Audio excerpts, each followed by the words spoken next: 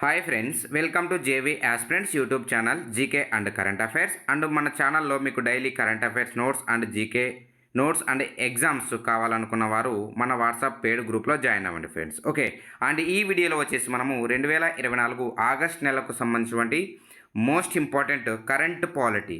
So current polity గురించి discuss చేద్దాం. 2024 August నెలకు సంబంధించినది. అండ్ ఆల్రెడీ మనం 2024 జనవరి నుండి జూలై వరకు మీకు మంత్ వైజ్గా ఈ యొక్క పాలిటీ అనేది డిస్కస్ చేసి మన యూట్యూబ్ ఛానల్లో అప్లోడ్ చేయడం జరిగింది. సో ఆ యొక్క లింకును మీకు డిస్క్రిప్షన్ బాక్స్లో అలాగే కామెంట్ బాక్స్లో కూడా ప్రొవైడ్ చేయడం జరిగింది. సో తప్పకుండా పాలిటీ ఆ వీడియోలు కూడా చూడండి, మీకు యూస్ఫుల్గా ఉంటాయి ఎగ్జామ్ పాయింట్ ఆఫ్ వ్యూలో. ఓకే ఫ్రెండ్స్, సో ఇక ఆలస్యం చేయకుండా టాపిక్లకి తెలిపోదాం.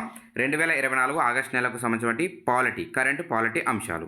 సో వీడియోకి వెళ్ళే ముందు ఒకే ఒక చిన్న రిక్వెస్టెన్స్, మనం ఇచ్చేటువంటి కంటెంట్ మీకు నచ్చినట్టయితే తప్పకుండా సబ్స్క్రైబ్ చేసుకోవడానికి ప్రయత్నం చేయండి. సో ఎందుకంటే చాలామంది విజిట్ చేస్తున్నారు కానీ సబ్స్క్రైబ్ చేయట్లేదు. సో సబ్స్క్రైబ్ చేసుకుంటే ఏమవుతుందంటే మన ఛానల్ అనేది ఇంకా గ్రోత్ అవుతుంది ఫ్రెండ్స్. ఓకే, సో ఇక ఫస్ట్ టాపిక్లకి తెలిపోదాం. సుప్రీంకోర్టులో ప్రత్యేక లోక్ అదాలత్. సో ప్రత్యేక లోక్ అదాలత్ను నిర్వహించడం జరిగింది సుప్రీంకోర్టు ఆధ్వర్యంలో. సో సుప్రీంకోర్టు ఏర్పడి 75 సంవత్సరాలు పూర్తయిన నేపథ్యంలో ఈ యొక్క ప్రత్యేక లోక్ అదాలత్ను నిర్వహించారు సిజేఐ నేతృత్వంలో, అంటే చీఫ్ జస్టిస్ ఆఫ్ ఇండియా నేతృత్వంలో. సో చూద్దాం, వివరాలకు వెళ్దాం. వివాదాలను కక్షిదారులే స్వచ్ఛందంగా పరిష్కరించుకోవడానికి వీలు కల్పించేటువంటి ప్రత్యేక లోక్ అదాలత్ అనేటువంటి కార్యక్రమాన్ని జూలై 29 నుండి ఆగస్టు 3 వరకు, డేట్ గుర్తుపెట్టుకోండి, మేబీ అడిగే ఛాన్స్ ఉంది. సో ఎందుకు ముఖ్య ఉద్దేశం దీన్ని నిర్వహించడానికి కారణం ఏంటంటే వివాదాలను కక్షిదారులే వీళ్ళు వారికి వారే సొంతంగా స్వచ్ఛందంగా పరిష్కరించుకోవడానికి అనేటువంటి ఉద్దేశంతోనే జూలై 29 నుండి ఆగస్టు 3 వరకు ఇక ప్రత్యేక లోక్ అదాలత్ అనేటువంటి కార్యక్రమాన్ని నిర్వహించారు. సో సుప్రీంకోర్టు ఏర్పడి 75 సంవత్సరాలు పూర్తయినటువంటి నేపథ్యంలో దీన్ని నిర్వహించారు. సో ఈ మధ్యవర్తిత్వ ప్రక్రియలో ప్రప్రథమంగా, అంటే తొలిసారిగా 7 సుప్రీంకోర్టు ధర్మాసనాలు పాల్గొనడం జరిగింది ఈ యొక్క ప్రత్యేక లోక్ అదాలత్లో. అండ్ తర్వాత ఈ యొక్క బెంచ్ల సంఖ్య 8, 9, 10 అండ్ ఫైనల్గా 13 బెంచ్ల వరకు చేరింది. అండ్ ఇవి ఇంకా ఈ యొక్క ప్రత్యేక లోక్ అదాలత్ వంటి కార్యక్రమాలు జరుగుతూ ఉంటాయి. ఈ యొక్క బెంచుల సంఖ్య కూడా పెరుగుతూ ఉంటుంది. సో తర్వాత మనం ఏదైనా అప్డేట్ వస్తే మళ్ళీ డిస్కస్ చేద్దాం ఫ్రెండ్స్. ఓకే, ఇంపార్టెంట్ చూడండి, ఎప్పటి నుంచి ఎప్పటి వరకు నిర్వహించారు ఈ యొక్క ప్రత్యేక లోక్ అదాలత్ అనేది అంటే జూలై 29 నుండి ఆగస్ట్ 3 వరకు. ఓకే, నెక్స్ట్, సో ఈ యొక్క అసోసియేషన్ డెమోక్రటిక్ రిఫార్మ్స్ అనేటువంటి సంస్థ ఒక నివేదికను ఈ యొక్క మనకు రీసెంట్గా 18వ లోక్సభ ఎన్నికలు జరిగాయి కదా, సో దానికి సంబంధించిన ఒక ముఖ్యమైన నివేదికను వెల్లడించింది. సో ఆ నివేదిక ఏంటో చూద్దాం. సో 18వ లోక్సభ ఎన్నికల్లో పోలైనటువంటి అలాగే లెక్కించిన ఓట్లకు మధ్య 538 నియోజకవర్గాల్లో తేడాలు ఉన్నట్లు. సో గుర్తుపెట్టుకోండి, తేడాలు ఉన్నాయంట. ఈ యొక్క 18వ లోక్సభ ఎన్నికల్లో పోలైనవి అలాగే లెక్కించినవి, ఈ రెండింటికి మధ్య తేడా దాదాపు 538 నియోజకవర్గాల్లో తేడాలు ఉన్నట్లు ఈ యొక్క ఏడీఆర్ సంస్థ తెలిపింది. సో 362 నియోజకవర్గాల్లో పోలైన ఓట్ల కంటే లెక్కించిన ఓట్లు 5,54,598 మేర తగ్గాయి. అలాగే మరో 176 నియోజకవర్గాల్లో 35,093 పెరగడం జరిగింది. సో ఈ యొక్క తేడా రావడం వలన ఈ యొక్క నివేదికనైతే ఏడీఆర్ అనేటువంటి సంస్థ వెల్లడించడం జరిగింది. అలాగే 17వ లోక్సభ ఎన్నికల్లో 347 స్థానాల్లో మొత్తంగా 73,000 ఈ యొక్క 347 స్థానాల్లో మొత్తంగా 7,39,104 ఓట్ల తేడా వచ్చినట్లు ఈ యొక్క ఏడీఆర్ అనేటువంటి సంస్థ తెలిపింది 17వ లోక్సభలో. సో కనిష్టంగా ఒక్క ఓటు నుంచి గరిష్టంగా, సో ఇదంతా డేటా ఎందుకు మనకు అనవసరం కదా అనుకుంటే మీరు మిస్టేక్ చేసినట్లే. ఎందుకంటే ఈ యొక్క ఏడీఆర్ అనేటువంటి సంస్థ ఇచ్చేటువంటి నివేదిక చాలా చాలా ఇంపార్టెంట్ పాలిటీ అంశాల్లో. ఎందుకంటే అత్యధిక ఓట్ల మెజారిటీతో గెలిచిన ఎంపీ ఎవరు, ఎమ్మెల్యే ఎవరు, ఇలాంటివి అడుగుతూ ఉంటారు. సో వాటిని మస్ట్ అండ్ షుడ్గా ఏ సంస్థ విడుదల చేస్తుందంటే నివేదిక కంపల్సరీగా అసోసియేషన్ డెమోక్రటిక్ రిఫార్మ్స్ అనేటువంటి సంస్థ రిలీజ్ చేస్తుంది. సో కాబట్టి ఈ యొక్క సంస్థ ఇచ్చేటువంటి నివేదికలపై ఖచ్చితంగా ఫోకస్ చేయండి. పాలిటీ అంశాల్లో డెఫినెట్గా అడిగే ఛాన్స్ ఉంటుంది. ఓకే, అండ్ నెక్స్ట్, సో ముఖ్యమైనటువంటి అంశము, సుప్రీంకోర్టు ఇటీవలే గ్రీన్ సిగ్నల్ ఇవ్వడం జరిగింది. ఏంటంటే ఎస్సీ ఎస్టీ వర్గీకరణకు సుప్రీంకోర్టు గ్రీన్ సిగ్నల్ ఇచ్చింది. సో ఏ రోజున అడుగుతారు, ఈ యొక్క తీర్పు ఏ రోజున ఇచ్చింది అంటే ఆగస్టు 1వ తేదీన 2024 ఆగస్టు 1న ఈ యొక్క 3 దశాబ్దాలుగా నలుగుతూ వస్తున్నటువంటి ఈ యొక్క ఎస్సీ ఎస్టీ అనేటువంటి ఉపవర్గీకరణ సమస్యకు పరిష్కారం అయితే లభించింది 2024 ఆగస్టు 1న. సో దీనిపై రాజ్యాంగబద్ధ అధికారం ఉందని సుప్రీంకోర్టు స్పష్టం చేయడం జరిగింది. సో ఈ యొక్క వర్గీకరణను కొట్టివేస్తూ 2004 నవంబర్ 5న గుర్తుపెట్టుకోండి. వర్గీకరణను కొట్టివేస్తూ 2004 November 5న EV Chennaiah versus state of Andhra Pradesh కేసులో 5 సభ్యులతో కూడినటువంటి సుప్రీంకోర్టు రాజ్యాంగ ధర్మాసనం ఇచ్చినటువంటి తీర్పును ఈ యొక్క తాజాగా 2024లో 7 మంది సభ్యుల రాజ్యాంగ ధర్మాసనం కొట్టివేయడం జరిగింది. సో లేటెస్ట్గా 2024 ఆగస్టు 1న ఈ యొక్క ఎస్సీ ఎస్టీ ఉపవర్గీకరణకు సుప్రీంకోర్టు ఆమోదం తెలిపింది. అయితే ఆ యొక్క ఆమోదం తెలిపినటువంటి రాజ్యాంగ ధర్మాసనంలో ఎంతమంది ఉన్నారంటే 7 మంది సభ్యుల రాజ్యాంగ ధర్మాసనం ఉన్నారు. అయితే ఏ సంవత్సరం నాటి ఇచ్చిన తీర్పును ఈ సందర్భంగా కొట్టివేసిందంటే 2004 November 5న EV Chinnaiah versus state of Andhra Pradesh అనేటువంటి కేసులో ఈ యొక్క తీర్పునైతే తాజాగా ఇవ్వడం జరిగింది. సో ఈ మేరకు 7 మంది సభ్యుల రాజ్యాంగ ధర్మాసనం 6:1 రేషియోలో 6:2 మెజారిటీతో తీర్పు ఇవ్వడం జరిగింది. 6:1 అంటే 6 మంది దీనికి అనుకూలంగా తీర్పు ఇవ్వడం జరిగింది అండ్ ఒకరు మాత్రమే వ్యతిరేకంగా తీర్పు ఇవ్వడం జరిగింది. సో ఆ 7 మంది ఎవరు అనేది మనం ఇక్కడ important.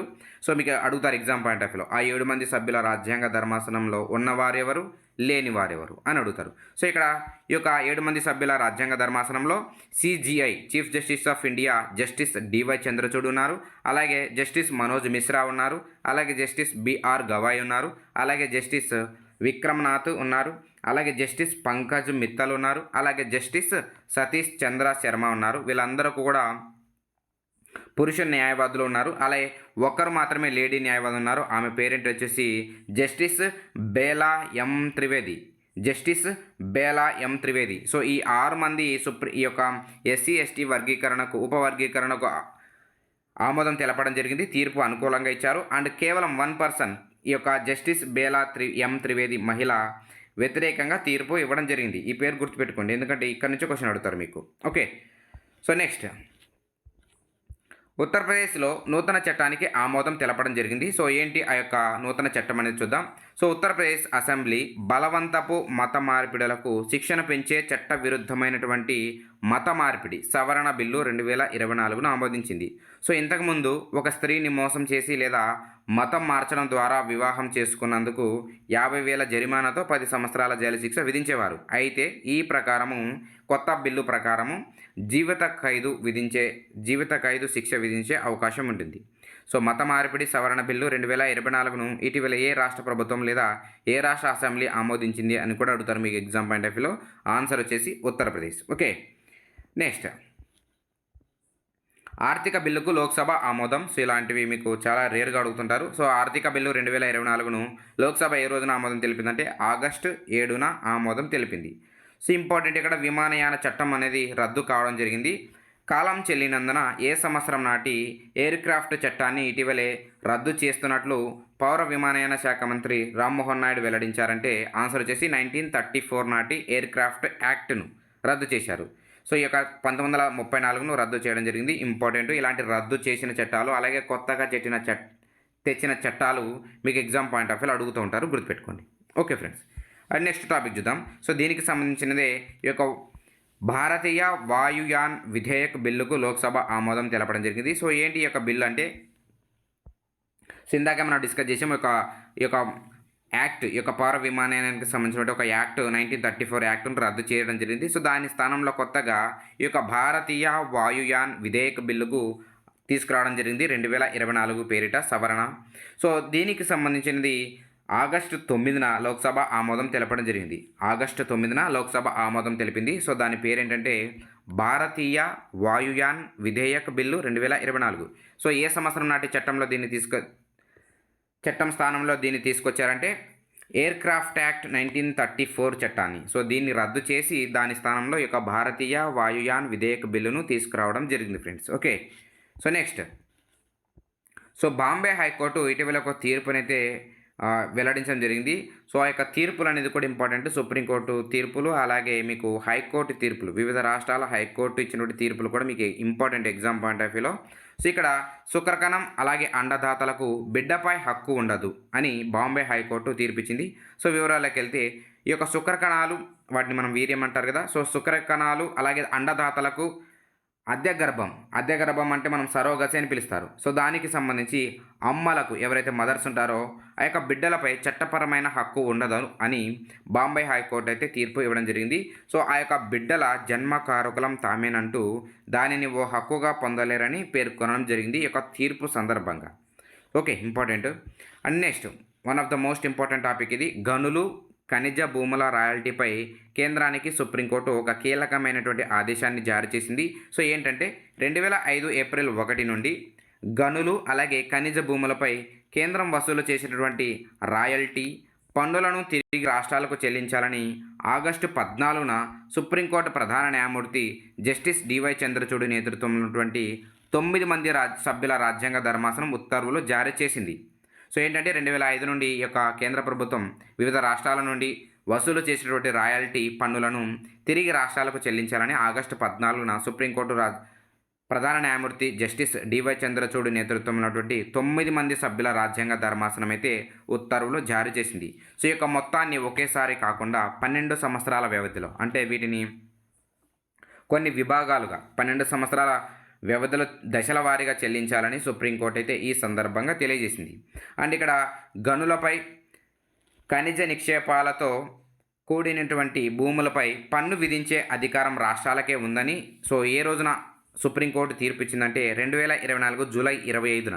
So, last month 2024 July 25న ఈ యొక్క తీర్పు అయితే వెల్లడించడం జరిగింది. అయితే దీనికి సంబంధించినది పన్నును కేంద్ర ప్రభుత్వం అయితే వీరి నుంచి రాష్ట్రాల నుంచి పన్నును స్వీకరించింది. అయితే దాన్ని తిరిగి చెల్లించాలని 12 సంవత్సరాల వ్యవధిలో తిరిగి చెల్లించాలని ఎప్పుడు తీర్పిచ్చిందంటే 2024 ఆగస్టు 14న తీర్పిచ్చింది. ఓకే.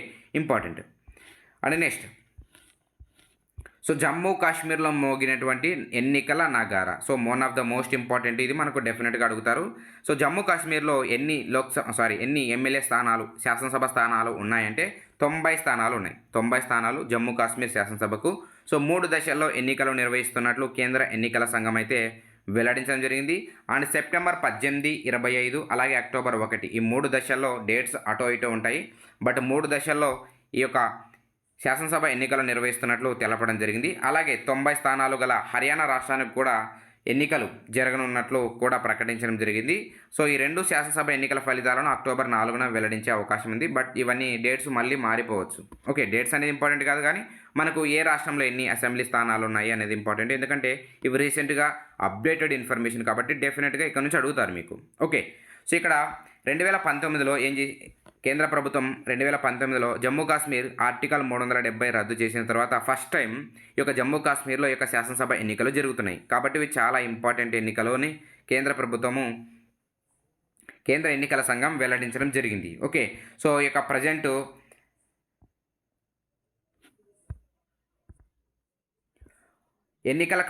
ప్రధాన ఎన్నికల కమిషనర్గా ఎవరున్నారంటే రాజీవ్ కుమార్ అండ్ మరో 2 ఎన్నికల కమిషనర్లు ఎవరున్నారంటే జ్ఞానేష్ కుమార్ అండ్ సుఖ్బీర్ సింగ్ సంధు. ఇంపార్టెంట్, వీళ్ళందరూ కూడా రీసెంట్గా ఒక ఎగ్జామ్లో కూడా అడిగారు. ప్రజెంట్ ప్రధాన ఎన్నికల కమిషనరు అలాగే ఎన్నికల కమిషనర్లు ఎవరు అని. సో, రాజీవ్ కుమార్ వచ్చేసి చీఫ్ ఎలక్షన్ కమిషనర్గా ఉన్నారు. అండ్ జస్ట్ ఎన్నికల కమిషనర్గా ఎవరున్నారంటే Gyanesh Kumar and Sukhbir Singh Sandhu. Okay.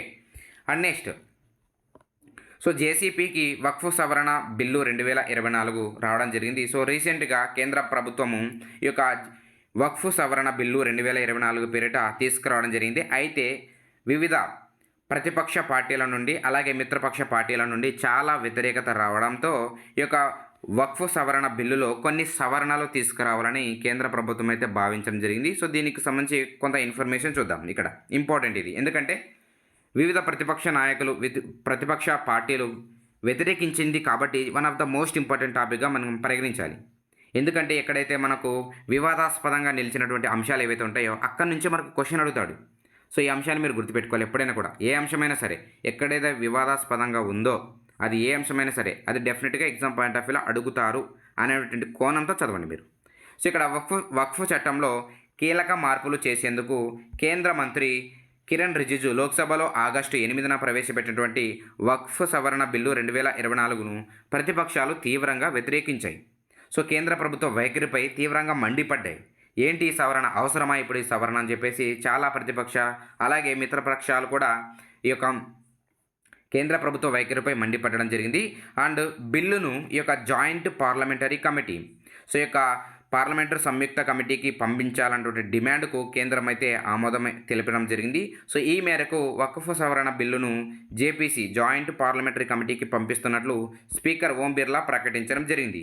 So దీనికి సంబంధించిన కొన్ని పాయింట్స్ డిస్కస్ చేద్దాం. ఏంటి ఈ యొక్క వక్ఫ్ సవరణ బిల్లు కీలకమైనటువంటి అంశం ఏంటంటే, దాదాపు ఇందులో ఈ యొక్క కేంద్ర ప్రభుత్వం 40 సవరణలు తీసుకురావాలని చూసింది. అందులో ముఖ్యమైన సవరణ ఏంటంటే, ఈ యొక్క వక్ఫ్ బిల్లు 1990 నాటి వక్ఫ్ చట్టంలో సెక్షన్ 40ని గుర్తుపెట్టుకోండి, 40వ సెక్షన్ని తొలగించాలని బిల్లులో కేంద్రం స్పష్టం చేసింది. అయితే ఏదైనా ఈ యొక్క సెక్షన్ 40 ఏం చెప్తుందంటే, ఏదైనా ఒక ఆస్తి వక్ఫ్ బోర్డుదా లేదంటే అవును కాదా, అలాగే ఈ యొక్క సెక్షన్ అనేది నిర్ణయిస్తుంది అనమాట. ఈ యొక్క సెక్షన్ 40 ఏం తెలియజేస్తుందంటే, ఏదైనా ఒక ఆస్తి వక్ఫ్ బోర్డు అవుతుందా లేదంటే కాదా అనేది తెలియజేస్తుంది అనమాట. సో ఈ యొక్క బోర్డుకు విస్తృత అధికారాన్ని ఈ యొక్క సెక్షన్ అనేది కట్టబెట్టడం జరిగింది. సింపుల్గా చెప్పాలంటే వక్ఫ్ బోర్డులు తమ ఆస్తులను నిర్వహించే అధికారాన్ని పరిమితం చేయడము లేదా మరింత ప్రభుత్వ నియంత్రణకు వీలు కల్పించడమే ఈ యొక్క బిల్లు యొక్క ముఖ్య ఉద్దేశం అని చెప్పేసి దాదాపు 40 సవరణలు తీసుకురావడం జరిగింది. అండ్ దీనికి సంబంధించిన పూర్తి నోట్స్ మీకు ఆల్రెడీ పాలిటీ అంశంలో భాగంగా ఇవ్వడం జరిగింది, అక్కడ మీరు చూడొచ్చు. ఓకే, ఇక్కడ ఇంపార్టెంట్ పాయింట్ అన్ని ఇక్కడ డిస్కస్ చేస్తున్నాం మీకు. సో ఈ యొక్క వక్ఫ్ బిల్లుపై ఈ యొక్క లోక్సభ స్పీకర్ ఓం బిర్లా ఒక కమిటీని అయితే ఏర్పాటు చేస్తున్నట్లు ప్రకటించడం జరిగింది కదా. సో దానికి సంబంధించినటువంటి 31 మందితో ఈ యొక్క జాయింట్ పార్లమెంటరీ కమిటీని ఏర్పాటు చేయడం జరిగింది. సో ఈ యొక్క 31 మందికి ఎవరు నేతృత్వం వహిస్తారంటే, ఈ యొక్క కమిటీకి చీఫ్గా బీజేపీ ఎంపీ అయినటువంటి జగదాంబికా పాల్, సో ఈయన లోక్సభ నుండి జగదాంబికా పాల్ నియమించడం జరిగింది. ఈయననే ఈ యొక్క 31 మందికి నేతృత్వం వహిస్తున్నారు. సో ఈయన ఈ యొక్క జగదాంబికా పాల్ వచ్చేసి ఉత్తరప్రదేశ్ నుండి 4 సార్లు పార్లమెంటుకు ఎన్నిక కావడం జరిగింది. అలాగే ఒకే ఒక్కరోజు యూపీ ముఖ్యమంత్రిగా ఈ యొక్క జగదాంబికా పాల్ ఒకే ఒక్కరోజు యూపీ ముఖ్యమంత్రిగా పనిచేసినటువంటి ఘనత కూడా ఈ యొక్క జగదాంబికా పాల్కు ఉంది. ఓకే, ఇంపార్టెంట్ ఈ పాయింట్స్ అన్నీ కూడా. నెక్స్ట్ టాపిక్ చూద్దాం.